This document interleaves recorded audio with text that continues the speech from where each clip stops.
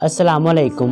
Medina Munawwara के किसी मकाम पर एक चरवाहा अपनी बकरियां चरा रहा था कि अचानक एक भेड़िया आया और बकरियों के रेवड़ में घुसकर एक बकरी का शिकार ले भागा।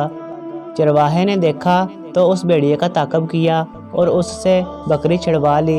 भेड़िए ने जब देखा कि मेरा शिकार छुड़वा लिया गया है तो एक टीले पर चढ़कर कहने लगा, मियाँ चरवाहे, अल्लाह ने मुझे रिज़्क़ दिया था मगर अफसोस कि तुमने मुझसे छीन लिया।